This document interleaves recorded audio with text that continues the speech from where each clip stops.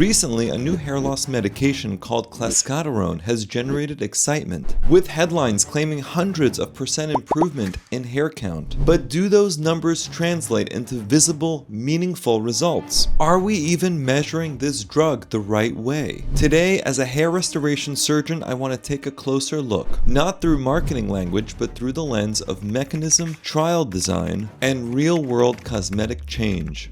Remember that the most common form of hair loss in men and women is androgenetic alopecia, and this is generally considered a hormone-driven type of hair loss. Specifically, the main culprit is dihydrotestosterone, causing miniaturization of our hair follicles. And we currently have ways of preventing progressive hair loss by reducing DHT levels. For example, finasteride blocks the conversion of testosterone to dihydrotestosterone, reducing DHT. But one of the main issues with finasteride is the potential for systemic side effects. And we have an entire video devoted to the side effects of finasteride if you want to learn more about it. So is there a safer and still effective way to reduce the effects of DHT? In comes Clascoterone. This is a topically applied androgen receptor inhibitor. More specifically, it competes with DHT for its binding to the androgen receptor. Look how similar the chemical structures of these two compounds are. Clascoterone actually has a higher affinity for these receptors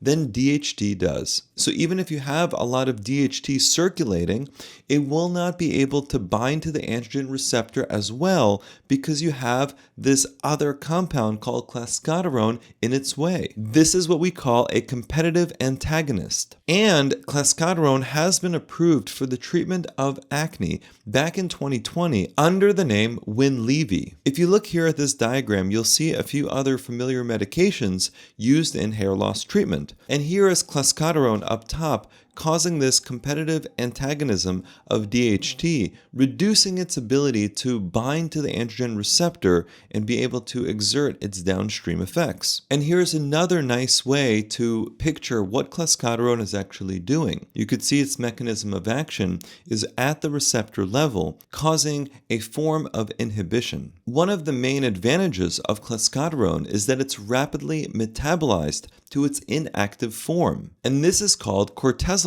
This minimizes the risk of systemic anti-androgenic side effects, and this could potentially reduce one's need for orally administered anti-androgenic medications. In 2025, Cosmo Pharmaceuticals revealed promising phase 3 results for Clascoterone 5% solution, showing significant hair growth improvement in androgenetic alopecia. Before we look into that data, let's review some of the phase 1 and phase 2 study results that led to these phase 3 trials. As far as the results of those phase 1 and phase 2 trials, I was only able to find an abstract that was published in 2019. And as a side note, it is important to consider why it wasn't published as a full article in the literature. This abstract is called a summary of in vitro phase 1 and phase 2 studies evaluating the mechanism of action, safety, and efficacy of Clascoterone in androgenetic alopecia. In the phase 1 study, they recruited 18 patients with androgenetic alopecia. This was performed in a single center and was a 28-day study. They applied Clascoterone solution 5% once the first day, then twice a day for 27 days onto the areas of scalp alopecia. In the phase 2 exploratory study, this consisted of 70 patients with androgenetic alopecia, and in this study they had several active comparators called cyproterone acetate and 17A estradiol. These are a few other anti-androgens that they were testing against. And in the phase 2 proof of concept study, there were 95 patients with androgenetic alopecia. This was a randomized, double-blind, vehicle-controlled, and the active comparator in this study was actually minoxidil. Let me define for you what a vehicle is, because this comes up a lot in these study results. It's basically the carrier or the delivery medium for the active treatment. It contains everything except for the active ingredient. Imagine a cream base without the drug. That's essentially what is tested as the placebo. It's important to note that in the phase 1 study, there were side effects reported. 13 out of 18 patients, which is 72% of the patients, experienced at least one treatment-emergent adverse event. All the adverse events were considered mild or moderate, and they resolved before day 28. And these mostly consisted of local skin reactions, such as erythema, scaling, and dryness. The most likely reason for these reactions is that Clascoterone does contain propylene glycol, and this is the same chemical in topical minoxidil solution that also causes these types of adverse reactions in some people. Remember that in the minoxidil foam, they actually removed the propylene glycol, and this led to a reduction in the side effects. I have a video dedicated to minoxidil if you want to learn more about that. In the phase 2 studies, the results were as follows. Clascoterone was found to be more effective than the other anti-androgens. The active treatment groups showed larger target area hair count changes from baseline versus the vehicle, though these were not statistically significant at a p-value of 0.0971. Also, they reported favorable scalp hair growth higher in Clascoterone at 39% and minoxidil at 36% in both those groups versus the vehicle, which they report at 16%. However, again, the p-value here was not significant. It was p equals 0.2213. Remember that for most studies, for results to be statistically significant, they should be at a p-value of 0.05 or below. And also, this research was conducted by Cosmo Pharmaceuticals, and they only published an abstract article. So of course, there's a lot of bias baked into these numbers because the company that makes the drug is the one conducting the research. Now let's talk about the phase 3 studies. There were 2 of them, and they were called Scalp 1 and Scalp 2. These were multi-center, randomized, double-blind, vehicle-controlled trials conducted across the United States and Europe. A total of 1,465 men over the age of 18 were enrolled. Each study included a 6-month double-blind treatment phase followed by a 6-month single-blind extension. And the co-primary endpoints were target area hair count and patient-reported outcomes assessing perceived improvement in hair growth. As of early 2026, we still do not have a full article disclosing the study results of Clascoterone. According to press releases, both trials demonstrated statistically significant improvements in hair growth compared with vehicle. In one study, Clascoterone produced a 5.39-fold or 539% relative improvement in target area hair count, while the second trial showed a 1.68-fold or 168% relative improvement. And Cosmo plans to complete a 12-month safety follow-up by spring of 2026, after which they plan to submit to the FDA for possible approval. And their ultimate goal is to gain FDA approval for hair loss under the name Breezula. Take a look at some of these photographic results that Cosmo released to go along with their press releases. In the first result here, it looks like the outcome could be in part related to lighting. Notice the brighter flash in the before image. That creates this darker perimeter and a lighter central portion of the frame. When you remove that heavy flash in the after images taken at 6 months post the use of Clascoterone, you see that the overall central portion looks a little bit darker. While it could be the result of the medication, it could also be related to the changing of lighting. Now let's take a look at their second outcome that they're presenting here. There's a similar flash effect, but also we're not seeing a tremendous transformation. So basically what we're seeing in these after images could in part be the effect of less flash. But even if it is some gain from the medication, when you compare it to the outcomes of finasteride and minoxidil that we see in our practice, it's not as impressive. For example, here's one of my patients. He came in wanting a hair transplant to the frontal scalp because that's where he had some scalp micropigmentation. He didn't feel like it looked very natural, and he was looking to cover it up with more hair from the back of his head. As we did that procedure, we also placed him on minoxidil and finasteride. When he came back about a year after his surgery, we were shocked by how much improvement there was in his crown. I did not operate on his crown. I was expecting that he'd want a second procedure for the crown, but he came back super thrilled with just the impact of finasteride and minoxidil to his crown.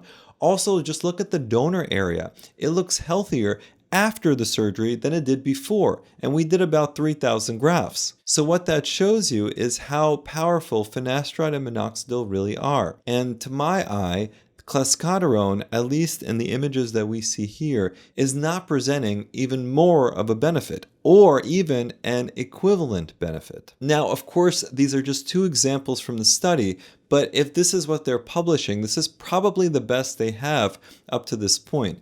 Maybe with more use of the medication or longer term studies, or with it being used in the public, perhaps some people will get better outcomes, but it could be that this is the best that it's going to get. For those interested in learning more about finasteride or minoxidil, please check out feelconfident.com. It's become a place where a lot of people go to learn about the medication and also obtain the medication. If you're in the US, it's an easy shipment to your home, and you don't have to go to the pharmacy or obtain a prescription from anywhere else. So check it out if you're interested in learning more about the tried and true first-line medications for androgenetic alopecia. I also have some issues with the way that the statistics were reported in these phase 3 studies. A relative improvement percentage of medication versus vehicle can definitely sound very impressive, especially when they say things like, 540% more. That sounds like a huge number. But that could hide very small absolute differences. Let me explain. For example, if the mean target area hair count increased by, let's say, 7 hairs per centimeter squared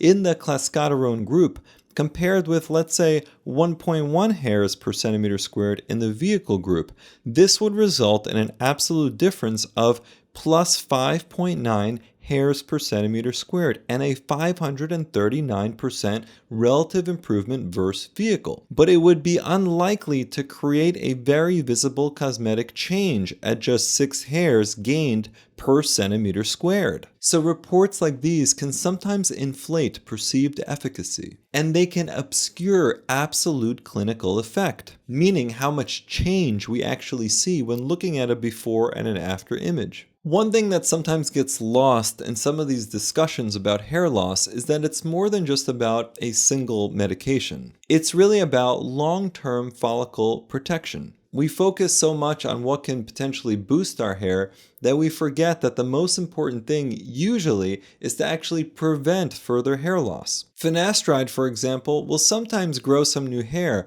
but its main mechanism is that it's actually preventing further hair loss. And that same philosophy, defense first, applies outside of just prescription medications. And that's actually the framework that we use when formulating our own hair care products, under what we call root defense. This focuses on scalp health, inflammation control, and follicle support to help protect what you already have, rather than chasing unrealistic regrowth claims. These products don't replace prescription treatments, but they're designed to support the same long-term goal: slowing loss and preserving density. When it comes to Clascoterone, I also have a concern about its cost. Who's going to pay for it? It'll likely be out of pocket or self-pay, because insurance companies do not want to pay for hair loss treatments. And Winlevi's out-of-pocket costs are about $600 to $800 per 60-gram tube. You need about 1.5 to 3 grams of product for DHT sensitive zones.